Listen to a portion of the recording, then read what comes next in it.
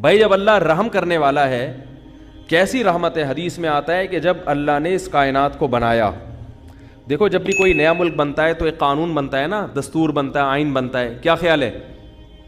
کیا ہو گیا بھائی؟ ایسا ہوتا ہے کہ نہیں ہوتا؟ جب بھی کوئی نئی ریاست وجود میں آتی ہے تو قانون بنتا ہے کہ بھائی اس ریاست میں اس آئین کے تحت سب سے پہلے یہ لکھا جاتا ہے یہ ایک لبرل حکومت ہوگی یا مذہبی حکومت ہوگی. کیا خیال ہے؟ جمہوری طرز پہ ہوگا یا آمریت اس میں رہے گی، بادشاہت ہے یا جمہوریت ہے، سب چیزیں طے ہو جاتی ہیں. تو نبی صلی اللہ علیہ وسلم نے ارشاد فرمایا کہ اول ما خلق اللہ القلم، جب اللہ نے اس کائنات کو بنایا نا تو کائنات بنانے کے بعد اب اس کے لیے آئین لکھنا تھا، اللہ نے آئین تیار کرنا تھا نا، ایک لا کہ کیا کیا کس اصول کے تحت اس کائنات کو میں چلاؤں گا. تو لکھنے کے لیے سب سے پہلے کیا چاہیے؟ قلم. یہ ہمیں سمجھانے کے لیے مثالیں دی گئی ہیں. تو اول ما خلق اللہ القلم، اللہ نے سب سے پہلی چیز کیا بنائی؟ قلم. اب یہ دستور، اب اللہ کو الیکشن کرانے کی ضرورت نہیں ہے، سینٹ سے منظور کرانے کی ضرورت نہیں ہے، خود ہی اللہ نے اپنے لیے آئین بنایا جس آئین کا اللہ پابند ہوگا. عجیب دیکھو، یعنی اللہ دستور لکھ رہے ہیں کس کے لیے؟ اپنے آپ کو پابند کرنے کے لیے. خود اللہ اپنے آپ کو پابند کرنے کے، میں ان اصولوں کا پابند رہوں گا. یہ تعبیرات ہیں. فرمایا سب سے پہلی چیز جو اللہ نے اس قلم سے لکھی ہے، سب سے پہلی چیز بنائی قلم، اور اس سے کیا لکھا؟ سب سے پہلا لفظ جو اللہ نے لکھا ہے سبقت رحمتی علی غضبی، کہ میری رحمت میرے غصے پر غالب رہے گی. میری رحمت میرے غصے پر، یعنی اصول قیامت تک کے لیے اللہ نے ہمیشہ کے لیے بنا دیا. کیا مطلب؟ رحمت کی کوئی ریزن نہیں ہوگی. بات آ رہی ہے سمجھ میں؟ غالب کا مطلب یہی ہے نا بھائی، غصے کے موقع پہ غصہ آئے گا، سب کو آتا ہے، اللہ کو بھی غضب آئے گا غضب کے موقع پہ، لیکن رحمت غالب رہے گا. کیا مطلب؟ رحمت کسی ریزن کی محتاج، یعنی کسی پہ ترس کھاؤں گا، رحم کروں گا، اس کا کوئی سبب، یعنی ضروری نہیں کہ کسی نے کچھ اچھا کیا ہو تو میں اس پہ رحم کروں، ویسے ہی رحم کروں گا. اور غضب پر رحمت غالب کا مطلب بعض دفعہ ایسا بھی ہوگا کہ ایک پہلو اس کا تقاضا کرتا ہے کہ اس پہ رحم کیا جائے، اور ایک پہلو سے دیکھا جائے تو اس پہ یہ غضب کا مستحق ہے، تو رحمت والے پہلو کو ایسے موقع پہ کیا کر دوں گا؟ بولو بھائی، غالب. رحمت والے پہلو کو کیا کر دوں گا؟ غالب. تو یہ نہیں کہا کہ میرے اندر غضب ہی نہیں ہے، غضب کبھی پھر تو جہنم ہی نہ بناتا اللہ تعالیٰ، نافرمانوں کو کبھی سزا دیتا ہی نہیں. کیا مطلب؟ رحمت کے آثار زیادہ مرتب ہوں گے، معاف کرنے کا عنصر زیادہ رہے گا، سزا دینے کا عنصر ختم نہیں ہوگا، کم ہوگا. تبھی دیکھو قرآن میں آتا ہے وَيَعْفُو عَنْ كَثِيرٍ، فرمایا بہت ساری مصیبتیں تمہاری بدعمالیوں کی وجہ سے آتی ہیں، لیکن ساتھ ساتھ یہ بھی بتا دیا وَيَعْفُو عَنْ كَثِيرٍ، ساری بدعمالیوں کی سزا میں نہیں دیتا، بہت ساری خطائیں کیا کرتا ہوں؟ معاف کرتا ہوں. یعفو مٹا دیتا ہوں. ہمیں تو بہت تھوڑی غلطیوں کی سزا مل رہی ہوتی ہے، اس پہ ہم اتنا چیخ رہے ہوتے ہیں، سب غلطیوں کی ملنا شروع ہو جائے تو کسی قابل ہی نہ رہیں. زیادہ تر کیا کر رہا ہوں؟ معاف، اور وہ بھی بغیر، یعنی بغیر وجہ کے. اور اگر معافی کی وجہ ہو، یعنی غلطی کر کے توبہ کر لی، پھر یہ اللہ نے اپنے اوپر لکھ دیا ہے کہ توبہ کرنے والے کو کیا کروں گا. آئین میں کیا لکھا ہے اللہ نے؟ جو توبہ کرے گا تو اپنے اوپر معافی کو کیا کر لیا اللہ نے؟ واجب. توبہ کو واجب کر لیا. 99 سال تک کوئی گناہوں میں مبتلا رہے، 99 سال میں اس کافر کو خیال آیا آج میں توبہ کر کے اسلام کی طرف آتا ہوں، آج میں گناہوں سے توبہ کرتا ہوں، تو اس کے آنے میں تو دیر ہو سکتی ہے، اللہ کے معاف کرنے میں دیر نہیں ہو سکتی. کیسے عجیب الفاظ ہیں حدیث کے. یا عبادی لو بلغت ذنوبک عنان السماء ثم استغفرونی لغفرت لکم ولا ابالی. یہ لا ابالی کے الفاظ بڑے عجیب ہیں. نبی نے فرمایا کہ اللہ تعالیٰ کہتے ہیں کہ اے میرے بندو، اگر تم گناہ کر کر کے زمین اور آسمان کے خلا کو پر کر دو، بھر دیا تم نے گناہوں سے، اب سچے دل سے توبہ کر رہے ہو، اے اللہ اب سے اپنی زندگی کیا کر رہا ہوں میں. توبہ کا مطلب یہ نہیں استغفار کی تسبیح ہو، یا اللہ اب جو کچھ ہو چکا معاف کر دے، آئندہ نہیں کروں گا. یہ اس جذبے سے جو توبہ کرے گا تو فرمایا معاف کر دوں گا. بس اتنا کافی ہونا چاہیے نا بھائی. بات مکمل ہو گئی. اللہ نے اصول بیان کر دیا کہ اگر زمین آسمان کے خلا کو بھر دیا گناہوں سے، توبہ کر لی تو کیا کر دوں گا؟ معاف. ختم ہو گئی. بھائی ہمیں اصول سمجھ میں آ گیا, بھائی توبہ کا دروازہ موت تک کھلا ہوا ہے, ختم. آگے اللہ کو یہ کہنے کی کیا ضرورت تھی, والا ابالی, معاف کرنے میں کسی کی پرواہ نہیں کروں, یہ کہنے کی کیا ضرورت تھی؟ بہت مشکل ہے سمجھانا. بھائی اس الفاظ کا بظاہر کوئی تک بنتا ہے؟ بھئی اللہ کو کیا ضرورت کسی کی پرواہ کی, اور کون ہے؟ اصل بات یہ کہ ممکن ہے بہت سے نیک لوگوں کو اعتراض ہو کہ اللہ ہم 20 سال سے شروع سے ہم نیک ہیں, یہ کمبخت 90 سال تک عیاشی کرتا رہا ہے, اب آ رہا ہے, اب یہ بھی جنت میں, ہم بھی جنت میں, یہ کیا بات ہو بھائی؟ ممکن ہے فرشتوں کو اعتراض ہو, اے اللہ یہ کیا, یہ تو 2 لفظ توبہ کے تو ہر آدمی بول سکتا ہے بڑے آرام سے بیٹھے بیٹھے ہیں بھائی. مثال کے طور پر ابھی جو کیسز چل رہے ہیں مختلف ہمارے سیاستدانوں پہ, اگر وہ کہتے ہیں ہم معافی مانگتے ہیں قوم کے سامنے, قوم چھوڑے گی؟ بولے گا بھائی اتنے پیسے کھا گئے ہیں, قوم یہی بولے گی نا بھائی یہ کیا مسئلہ ہے, ایسے کیسے معاف کر دیں؟ کیا خیال ہے بھائی؟ یا کسی نے اور جرائم کیے ہوں, بہت سارے کیسز چل رہے ہوں, وہ 2 لفظ بولے معاف کر دو, تو عجیب بات ہے کہ معافی مانگنے کے لیے بھی یہ لوگ تیار نہیں ہوتے. تو لیکن اللہ کیا کہہ رہے ہیں کہ زمین اور آسمان کے خلا کو بھر دیا ہو گناہ, تھک گیا ہو گناہ کر کر کے, اور پھر مجھ سے معافی مانگے. معافی کا وہ مطلب جو میں بیان کر رہا ہوں, آئندہ نہیں کروں گا, بس اب میری زندگی بولو بھائی چینج, ختم, اب میں چینج ہو رہا ہوں.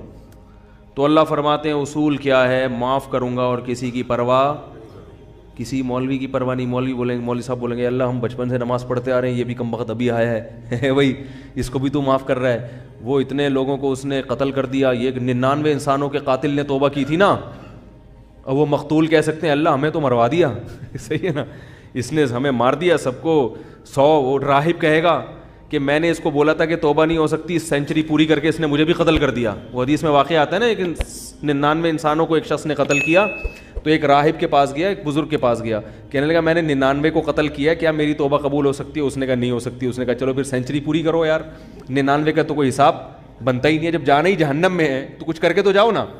راہب کو بھی مار دیا ٹھیک ہے نا, 100 آدمی قتل کر دیے. پھر کسی عالم کے پاس گیا, بھئی میں نے 100 انسانوں کا قتل کیا, کیا میری توبہ قبول ہو سکتی ہے؟ اس عالم نے کہا کیوں نہیں ہو سکتی بھائی, اللہ سے معافی مانگ رہے ہو, اللہ معاف کرنے والا ہے, توبہ کرو.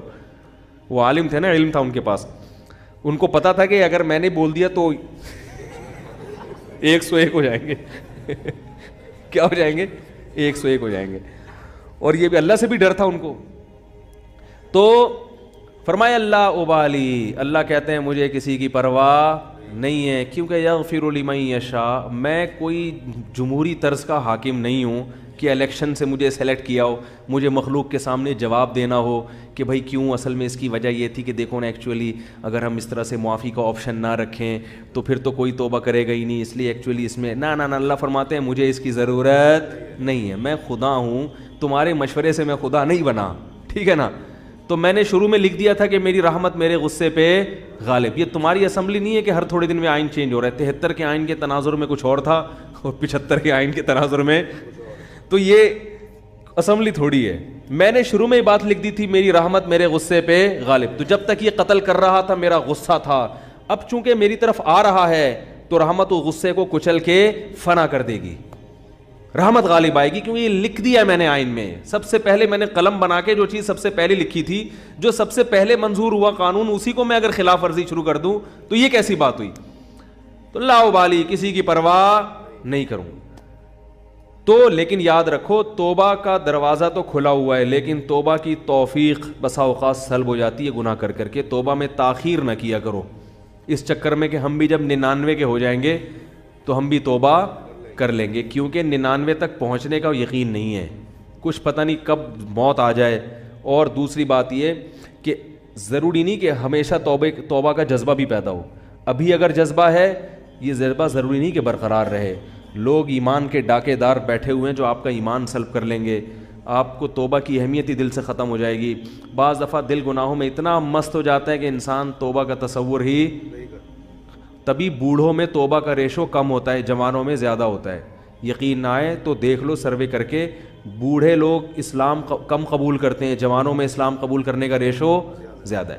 حالانکہ جوانی میں جو بوڑھا جوانی میں جو غیر مسلم اسلام لا رہا ہے اس کی عیاشیاں چھوٹ رہی ہیں.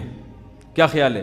بوڑھے کے لیے تو اسلام آسان ہے نا بھائی. جو کفر کی حالت میں آپ نے عیاشیاں کی, بڑھاپے میں تو اب وہ عیاشیاں نہیں ہو سکتی. اب اسلام لانے میں کیا جا رہا ہے؟ صرف کلمہ پڑھو, پھر بھی نہیں پڑھتے ہو. بڑھاپے میں اسلام لانا آسان ہے مگر اسلام لانے کا ریشو کم ہے. اس سے پتہ چلتا ہے دیکھنے میں آسان ہے, حقیقت میں آسان نہیں ہے, کیونکہ قوت فیصلہ ختم ہو جاتی ہے. جوانی میں عیاشی آسان ہے مگر توبہ بھی بظاہر مشکل ہے, مگر حقیقت میں کیا ہے؟ آسان. اس کی ایک سائنٹیفک لاجک بھی ہے. وہ لاجک یہ ہے کہ انسان جب جوان ہوتا ہے تو گناہ کی طرف جیسے اس کی رغبت بہت زیادہ ہوتی ہے, اس کی بریکیں بھی اسی حساب سے مضبوط ہوتی ہیں. دیکھو نئی گاڑی کا ایکسیلیٹر جیسے تیز ہوگا نا, بریکیں بھی کیا ہوں گی؟ کیا ہو گیا بھائی؟ نئی گاڑی کا ایکسیلیٹر ایسا ہوتا ہے کہ ادھر اشارہ کیا, پاؤں رکھا اور زوں کر کے بھاگی تو بریک بھی ذرا سی آپ اشارہ چاہیے بریک کو, ایک دم ٹھا کر کے رکے گی. کیا خیال ہے؟ الٹ جائے گی مگر چلے گی نہیں آگے. اعصاب مضبوط ہوتے ہیں انسان کے جوانی میں. جیسے رغبت ہو رہی ہے نا گناہ کی طرف, تو اگر وہ برداشت کر کے بچنا چاہے گا ایسے ہی بریکیں بھی کیا ہوں گی؟ بولو بھائی, مضبوط. اور پرانی گاڑی میں کیا ہوتا ہے؟ پورا ایکسیلیٹر پہ پاؤں رکھ کے کھڑے ہو جاؤ, پھر وہ ڈک ڈک ڈک کر کے چلے گی آگے. جس طرف آپ جانا چاہ رہے ہو ادھر جائے گی, سوچے گی پہلے جانا ہے کہ نہیں جانا ہے بھائی. جائے گی, ڈک ڈک ڈک ڈک ڈک آواز آئے گی, شور زیادہ مچائے گی, کام کم کرے گی. شور بہت مچائے گی, ہاں ہاں آوازیں آ رہی ہیں, آدمی کہے گا پتہ نہیں شاید میں نائٹ رائڈر میں بیٹھا ہوا ہوں. پھر وہ اتنی آرام سے پک اپ پکڑے گی. پھر جب آپ نے بریک لگائی 5-10 کو بھیڑتے ہوئے 25-30 تو بندے مارے گی آگے جا کے. میں نے ایک دفعہ پرانی گاڑی خریدی تو مجھے پہلے تجربہ نہیں تھا کہ کس طرح سے ٹوپیاں کرائی جاتی ہیں, تو وہ میں نے کہا چلو ہاتھ صاف کرنے کے لیے اچھی ہے. تو میں جب وہ ڈرائیور جو بیچ رہے تھے نا گاڑی, ان کے ساتھ سائڈ پہ بیٹھا. اچھا میں گاڑی چلانے کے لیے بیٹھا, میں نے کہا چیک کروں, تو ایکسیلیٹر کا یہی حال تھا جو میں نے آپ کو بتایا. انہوں نے زمین آسمان کے قلابیں ملا دیے گاڑی کی تعریف. یہ گاڑی 78 کروڑا ہے, 78 کروڑا جو ہے نا, ساری ٹیکسیوں میں یہی چل رہی ہے 78 کروڑا, نام تھا بھائی 78 کروڑا کا.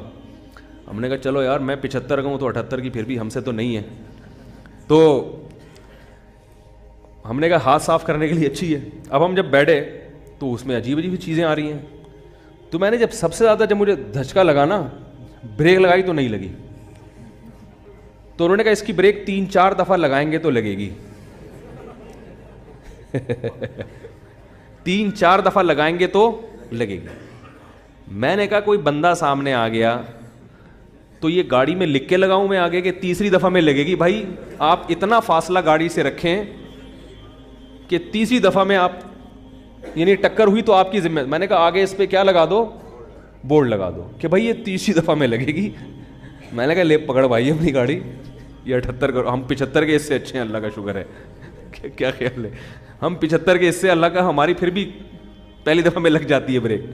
تو انسان کی عمر, مقصد بوڑھوں کا مذاق اڑانا ہرگز نہیں ہے, لیکن ایک حقیقت ہے کہ جب انسان کی عمر زیادہ ہوتی ہے تو اس کی میں اندر خواہشات تو کم ہوتی ہیں, لیکن اگر کسی طرف اس کا دل مائل ہو گیا تو بریک نہیں لگی. اس میں اعصابی قوت نہیں ہوتی, وہ روک نہیں پائے گا اپنے آپ کو.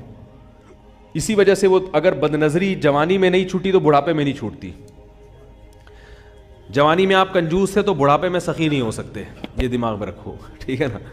جوانی میں آپ نے اچھے کام نہیں کیے تو بڑھاپے میں اب تیر نہیں مارو گے. یہ جو بوڑھے ہمیں مسجدوں میں نظر آتے ہیں یا اچھے کام کرتے ہوئے, یہ وہ ہوتے ہیں جنہوں نے جوانی اچھی گزاری ہوتی ہے. بڑھاپے میں فلمیں دیکھنے کا شوق بڑھتا ہے, یاد رکھو.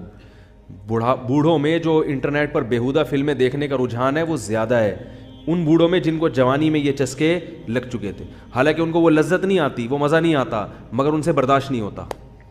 جس نے جوانی میں کنٹرول کر کے چھوڑ دی, بڑھاپا اچھا گزرے گا اس کا.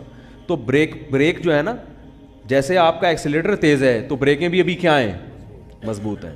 تو یاد رکھو, اسی طرح غیر مسلم وہ اس کو عیاشی نظر آتی ہے کفر میں, لیکن اسلام لانے والے بھی کیا ہوتے ہیں, جوانی ہوتے ہیں زیادہ تر. جوانوں کو عیاشی بھی, لیکن وہ چھوڑ دیتے ہیں, برداشت کرتے ہیں سب کچھ. بڑھاپے میں اسلام بہت آسان ہے, مگر بوڑھوں میں اسلام کا ریشو ختم تو نہیں ہے لیکن بہت کم ہے، وہ نہیں آتے. وہ کہتے ہیں چھوڑو یار ایک زندگی گزارنے بس. حالانکہ ان کو پتہ ہے کہ ہم غلط مذہب پہ تھے. کیا جا رہا ہے کلمہ پڑھنے میں بھائی؟ اب آپ کو تو اب ساری زندگی نماز کا بھی نہیں ہم کہیں گے, حج بھی اب اس بڑھاپے میں فرض نہیں ہوگا, کچھ بھی نہیں کرنا ہے, ایک کلمہ پڑھنا ہے, 5 ٹائم نمازیں شروع کر دینی ہے. رمضان کے روزوں میں بھی رعایت ہو گئی ہے کہ جو بہت زیادہ بوڑھا ہو وہ فدیہ بھی دے سکتا ہے. کچھ بھی نہیں کرنا, کلمہ پڑھنا ہے اور اسی گھر میں رہ لو. یہ تھوڑی کہہ رہے خاندان کو چھوڑ کے جاؤ, لیکن ایک کلمہ زبان سے نہیں نکلے. وہ قوت فیصلہ ختم ہو گئی, کانفیڈنس ختم ہو گیا, وہ ذرا سی بھی مخالفت برداشت کرنے کی صلاحیت نہیں رہی. تو اس لیے اس امید پر کہ اللہ 99 سال میں توبہ قبول کرتا ہے, 99 کا انتظار مت کرو. اور ایک بات یہ بھی رکھو کہ توبہ تو قبول ہوگی مگر وہ مقام نہیں ملے گا جو اس شخص کا ہے جو شروع سے دین پہ چلتا آ رہا ہے. سمجھ میں آ رہی ہے بات؟ جو شروع سے دین, کیونکہ وہ کئی سال سے نماز پر ہے تو وہ اتنا آگے جا چکا ہے کہ اب آپ نے ٹریک چینج کر تو دیا, جہنم والا ٹریک نہیں اب جنت والا ہے, لیکن وہ بہت آگے جا چکا ہے اور آپ اس سے بہت پیچھے ہو, بہت پیچھے ہو. وہاں تک اب وہ نکل گئے آگے. تبھی قرآن میں آتا ہے والسابقون السابقون اولئک المقربون. کچھ لوگ اہل جنت میں سے ہوں گے اور کچھ سابقین میں سے ہوں گے جو جنت میں بھی بہت آگے جا چکے ہوں گے. تو اسی وجہ سے نبی نے فرمایا نا, قیامت کے دن اللہ 7 آدمیوں کو عرش کے سائے میں جگہ دے گا. ان میں ایک وہ بھی ہے شاب نشا فی عبادت اللہ